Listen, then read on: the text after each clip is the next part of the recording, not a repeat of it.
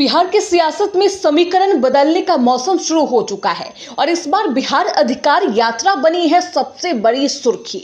तेजस्वी यादव इस यात्रा को जनता की आवाज बता रहे हैं, लेकिन सियासी गलियारों में इसे गठबंधन की पावर टेस्ट माना जा रहा है।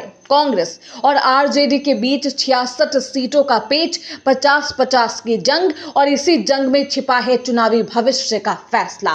राहुल गांधी के साथ कभी कंधे से कंधा मिलाकर चलने वाले तेजस्वी अब क्या अकेले सियासी मैदान फतेह करने की तैयारी में हैं?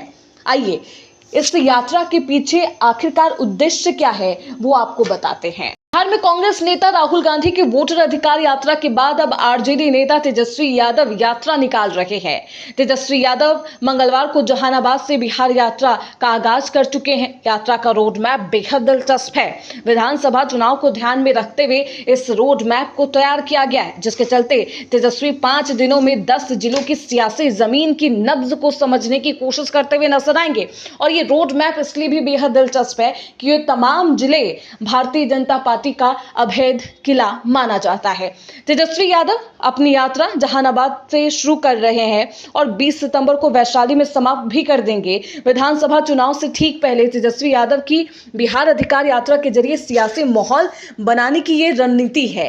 बिहार विधानसभा चुनाव को देखते हुए आरजेडी ने तेजस्वी यात्रा का जो रोड मैप है वो बेहद रणनीति के साथ बनाया है। तेजस्वी यादव अपनी 5 दिन की बिहार यात्रा से 10 जिलों की 66 विधानसभा सीटों को साधने की कोशिश करेंगे, जो राज्य की कुल 242 सीटों का 27% है। तेजस्वी की यात्रा के रूट मैप में भी सियासी दांव छिपा है। तेजस्वी यादव जहानाबाद के गांधी मैदान से बिहार अधिकार यात्रा शुरू करेंगे और इसके बाद नालंदा, पटना, बेगूसराय। तेजस्वी यादव जहानाबाद के गांधी मैदान से बिहार अधिकार यात्रा की शुरुआत की।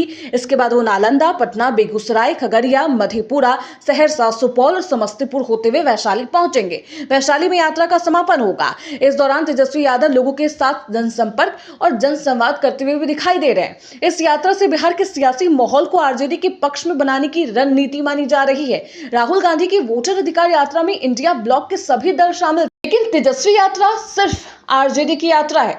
इसमें राहुल गांधी या फिर विपक्ष का कोई लेना देना नहीं है। आरजेडी का साफ तौर पर कहना है कि यात्रा जनता को उनका अधिकार दिलाने की दिशा में एक बेहद बड़ा कदम है।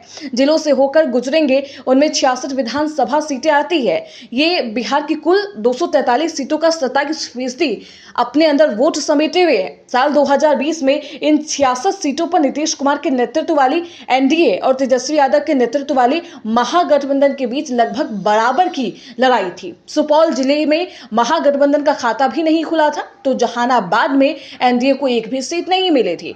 साल 2020 की बात करें तो चुनावी लिहाज से देखें तो 10 जिलों में 66 सीटों में से एनडीए 34 सीटों पर विराजमान रही। महागठबंधन 32 सीटें जीत पाई थी। अलग अलग राजनीतिक दलों के नजरिए से देखें तो जदयू 19 सीटें, बीजेपी 15 और 1 सीट एलजेपी ने जीती थी। तेजस्वी के लिए काफी मायने रखती है। तेजस्वी यादव अपनी यात्रा का आगाज जहानाबाद से का मजबूत गढ़ माना जाता है। पिछले चुनाव में एनडीए का यहां सफाया कर दिया था। इसके बाद नीतीश कुमार के गढ़ नालंदा जिले का भी दौरा होगा और गिरिराज के गढ़ बेगूसराय और पप्पू यादव के मधेपुरा में भी वो यात्रा करेंगे। तेजस्वी ने अपनी यात्रा के दौरान महागठबंधन के इलाकों को मजबूत बनाए रखने के साथ साथ कमजोर गढ़ में भी सियासी आधार बढ़ाने की ये रणनीति अपनाई है।